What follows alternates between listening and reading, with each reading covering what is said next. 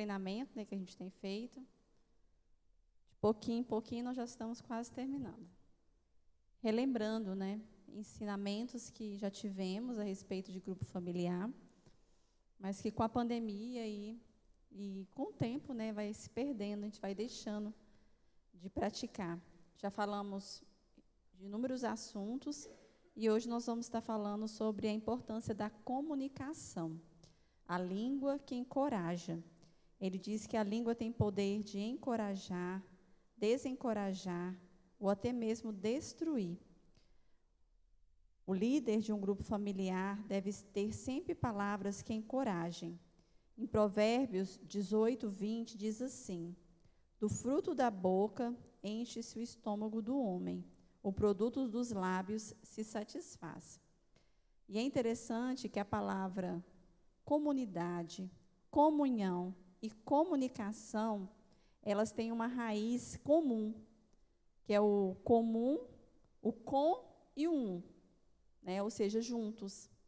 Então, tanto comunidade, comunhão, comunicação, começa com mais um, né? Comunidade, comunhão, ou seja, estar juntos. E isso é importante nós sabermos, porque num grupo familiar é esse crescer, né, em comunidade com Deus e com as outras pessoas. É importante a gente saber se comunicar com Deus e com o próximo, que às vezes a gente quer falar, mas não sabe como. Mas Deus é um Deus que se comunica conosco pela sua palavra. E isso é muito importante a gente saber. Quando a gente está, por exemplo, a gente quer orar, é muito bom, previamente, a gente ler salmos, todos os dias, ficar lendo salmos, né, os salmos de Davi, orações que tem na palavra de Deus, porque são inspirações. É Deus nos ensinando como falar com Ele. E num grupo familiar, através da nossa boca, nós podemos edificarmos uns aos outros, trazendo uma comunhão. E o objetivo, né, do grupo, da comunicação em si, num grupo familiar, é desenvolver, edificar, e nesse processo transformar os ouvintes. Eu acho isso lindo no grupo familiar, porque é um momento tão simples, eu acho o grupo familiar tudo tão simples, né? Às vezes até assim, parece até sem muita importância, mas com o tempo a gente vai vendo aquela pessoa que outrora não falava nada, já se abrindo. Eu vi isso claramente na vida da minha mãe. Minha mãe tem muita dificuldade de se comunicar com outras pessoas, né? Não em casa, mas ela fica sempre muito calada. E aí, com o grupo familiar online, que são poucas pessoas, eu fui vendo a minha mãe falando, se expressando, abrindo o coração. E eu fiquei muito feliz, porque eu a conheço, sei a dificuldade que ela tem. Então, o grupo familiar, ele tem esse poder de fazer com que a pessoa se sinta segura e ali ela poder falar e também ser ouvida. A gente viu já a importância, né, de falar. Mas quando nós aprendemos a respeito de um grupo familiar, muito mais importante do que a técnica, né, das perguntas corretas, da forma correta de fazer o grupo, é importante nós termos o quê? Comunhão uns com os outros. O amor que vai haver ali, aquela segurança, né, de uns para com os outros, de saber que o que eu vou falar ali não vai ser motivo de fofoca, de julgamento, diz que me disse, mas que eu estou no local seguro, onde as pessoas elas vão se preocupar comigo e eu vou me preocupar com elas. Então, é um local de comunhão. Aqui diz também que nunca devemos rejeitar totalmente uma opinião. Nunca rejeite totalmente uma opinião. Busque uma maneira de explorar o que a opinião tem de bom. Confirme a pessoa que deu opinião, mesmo que você não concorde inteiramente com ela. É a forma como nós reagimos ao que as pessoas falam. Ela está ali se expressando, às vezes ela pode usar uma teologia errada, às vezes ela pode se expressar errado. A forma que a gente reage a elas tem que ser com sabedoria, com amor, porque senão ela se sente constrangida e nunca mais ela vai abrir a boca, e nem as outras pessoas também, que ainda estão novas na fé, ainda não não sabe muita coisa ainda da Bíblia, não sabe muita coisa. Não é dizer que ela está certa, mas é saber como dizer que ela está errada. Né? Essa arte de se comunicar. E eu vejo que a melhor forma é amando. Igual a irmã Ana Lúcia está falando aqui, é o amor. Não tem outra forma. Porque quando a gente ama aquelas pessoas, a gente quer que elas se desenvolvam, a gente quer que elas cresçam. Então, você não vai repreendê-la de uma forma constrangedora. Não é? Aí ele até cita aqui que, às vezes, a gente acaba sendo muito crítico com o que as pessoas falam, cortando, né, a fala delas, por não concordar, por não estar no caminho certo. Mas aí, com muito amor, com muito jeito, a gente tem que cuidarmos de uns com os outros, encorajarmos elas e agradecer o comentário dela. Olha, o grupo dos adolescentes, né, que eu tenho ajudado lá em casa, é muito desafiador. Porque o adolescente, para ele falar, vocês já sabem, né, é muito difícil, eles têm muita vergonha. Porque não são mais crianças, não são mais adultos. Então, para estimulá-los a falar, para encorajá-los a falar, e às vezes eles não vão falar assim tudo direitinho. Né? É o que eles entenderem, é a aplicação deles da palavra. A gente tem que ter muito amor para dizer, muito obrigada por você ter contribuído. Eu entendo que você quis dizer que, aí você meio que corrige, né? Não foi isso que você quis dizer? Ah, sim, foi isso aí mesmo. Porque a gente vê que o nervosismo ali, às vezes faz eles falarem de uma forma que não está correto, né? E assim também são com os adultos muitas vezes. Então, quando a outra pessoa ela se sente encorajada, né, apoiada, ela vai estar sempre querendo participar e interagir. E aí ele fala também aqui que um bom líder é aquele que valoriza e encoraja o outro. Ele diz também 3 maneiras certas de nós reagirmos a uma resposta errada no grupo. Primeiro, assuma a responsabilidade de possível falha na comunicação. Então, quando a pessoa, né, tu fez ali a pergunta, ou deixou livre, a pessoa se expressa de forma que não é o que a palavra está dizendo, ou aí você pode dizer assim, acho que não me expressei, tipo assim, você assume a responsabilidade, olha, fulano, eu acho que eu não me expressei corretamente. O que eu realmente estou perguntando é isso. Né? Então, eu vou perguntar novamente para que vocês entendam. Ou seja, você já deu ali uma dicasinha para aquela pessoa que ela está no caminho errado, né, da resposta dela, sem constrangê-la. Outra forma também é você ilustrar. Você fez a pergunta, a pessoa respondeu tudo errado, né? Às vezes um ou outro até ficou sorrindo. Aí você fala assim, gente, espera aí, deixa eu dar um exemplo. Eu acho que eu não estou sendo clara o suficiente. Ou seja, você está dizendo, fulano, você está errado. Não, gente, eu não estou sendo claro. Então, você está chamando a responsabilidade para si. Eu vou dar um exemplo aqui, que eu acho que vai ficar melhor para vocês. A outra forma também de reagir é deixe que outros no grupo deem as respostas corretas. Ele diz assim, espera aí, gente, vamos fazer o seguinte, vamos ver o que os outros pensam a respeito desse assunto. E aí você direciona, você pode até citar o nome, fulano, né, você. O que você acha sobre... Aí, você meio que pela comparação, a pessoa vai entendendo, né, o que realmente era a aplicação daquele momento. Outro desafio que ele diz aqui é com relação aos falantes. É aquele que pega a palavra e nunca mais entrega. Fala. O que fazer com essa pessoa? Ele diz que esse tipo, né, de irmão ou convidado no grupo familiar é o maior desafio, porque ele tem o poder de destruir um grupo familiar. Porque ele vai pegar a palavra, vai ficar 1 hora falando, as pessoas vão se entediar, não vai conseguir aplicar. E, principalmente, se for todo o grupo, toda quinta-feira, toda sexta-feira, todo sábado, está aquela pessoa lá falando, só ela sabe, né, ela quer pregar, ela quer explicar, ela quer dar o exemplo, ela começa, ela termina, ela faz... Aí ele fala que isso é muito perigoso e que o líder tem que estar atento. Aí ele dá até assim algumas dicas, né? Primeiro, senta do lado dessa pessoa. Eu já fiz muito isso em grupos que eu já liderei. Aí às vezes eu até tocava assim na perna da pessoa. Só um minutinho, tá? Tipo, todo jeitinho, né? Para a pessoa entender que tem outros que vão falar.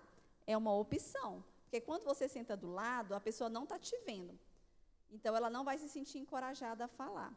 Outra dica que ele faz aqui, com relação às pessoas que falam demais no grupo, peça para que outras pessoas dêem opinião, dizendo o nome. Olha, gente, a gente vai agora aqui abrir para as pessoas falarem. Eu gostaria que a irmã Socorro, a irmã Ana, aí, né, fale a respeito. Depois nós vamos ouvir a irmã Ana Célia. Então, você já meio que direcionou. Aí o falante vai querer falar, né? Mas eu também quero falar. Tá, eu vou te dar a oportunidade, só um instantinho. Aí você dá ali um final do segundo tempo, né? Assim, agora já estamos encerrando, nós temos mais 5 minutos. João, você pode falar. Quer dizer, você já controlou a situação. Não é uma vez, é aquela pessoa que está sempre falando demais no grupo familiar e atrapalhando que os outros opinem também e façam suas aplicações. Ele diz também, para quando a pessoa está falando muito, redirecionar a conversa na hora que ela deu uma pausa. Ninguém consegue falar sem respirar. Quando ela respira, é a hora de você pegar a palavra dela. Ela está ali falando. Pois é, porque... Aí você pega. Então, gente, espera aí, voltando aqui para o assunto, não é? Agora com o irmão. Não, mas eu não terminei. Não, deixa eu só voltar para que todos possam participar. Né? Então, tem N formas da gente interagir com aquele que fala mais do que deveria. Ou então ele dá uma dica, eu acho essa dica mais sensível. Eu teria dificuldade, mas é uma dica. Conversar com a pessoa antes do grupo. Né? Conversar com ela, que ela está, né, falando demais. Eu acho esse, mas eu não sei se eu teria coragem. Né? Só se fosse necessário mesmo, de eu ir lá, intervir antes do grupo ou depois do grupo com a pessoa. Mas ele dá mais 2 dicas aqui que eu achei interessante. Né? Você pedir a ajuda dessa pessoa. Por exemplo, antes do grupo, você procurar, olha, João, estou te procurando aqui, porque eu vejo que você, né, gosta de se comunicar, gosta de falar, mas eu vou te pedir uma ajuda. Como você tem facilidade de falar, eu quero que você me ajude a encorajar os demais a falarem também. Né? Ver uma forma. Então, você está chamando para perto. Você é o líder, está chamando aquela pessoa para te ajudar no grupo familiar. Eu penso que seria mais eficaz, né? E a pessoa com esse entendimento. E, por fim, ele fala também, explique claramente a regra para essa pessoa de que ninguém poderá falar, ou então no grupo, tu cria regras, ou tu cita os nomes, ou então no próprio grupo tu fala assim, gente, olha, vamos fazer o seguinte, quando você participar, você só pode participar novamente depois que todos falarem. Então, pronto, você já limitou a pessoa, né, para ficar toda hora, toda pergunta é ela que responde, e o grupo não interagir. Aí, por fim, ele diz o seguinte, Cristo nos ensinou o plano do Pai de falar pessoalmente com a pessoa, quando disse, se o seu irmão pecar contra você, vá e a sós com ele, mostre-lhe o erro. Se ele o ouvir, você ganhou o seu irmão. Quando falar pessoalmente com o falante, explica-lhe a importância da participação no grupo. Então, é melhor você ir direto com a pessoa e conversar com ela, do que ficar falando mal dela para os demais do grupo. Ai, fulano fala demais, meu Deus. Né? Então, como líder, nós somos exemplos, nós somos modelos para os demais. Então, em vez de você ficar, às vezes, expondo algum irmão, vá direto a ele, conversa com ele, pede ajuda, encoraja, né?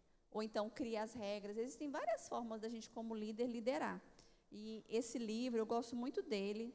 Vários irmãos têm eles em casa, né? Reuniões Atraentes, do John Comiskey. Quem quiser comprar, adquirir, tem interesse, procura a Luana, vai mostrar para vocês na internet, né? Direitinho tem para vender. É um livro barato. Mas, assim, de todos os livros que eu já fiz, de estudos que eu fiz, para mim, ele é um manual. Ele é muito prático para a condução de um grupo familiar de forma eficaz. E eu queria encorajar os irmãos a participarem, né, de grupos familiares, quem não está participando.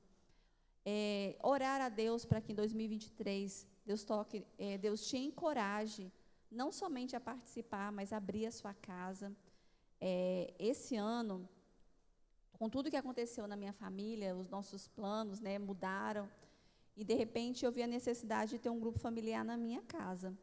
E eu confesso a vocês que eu fiquei temerosa ao início, muito temerosa, porque dia de sábado é um dia que eu estou atuante na SAF, e eu falava com a Raquel, com a Júlia e com a Marcela, a gente estava sempre reunindo nós 4, como seria para ser lá em casa.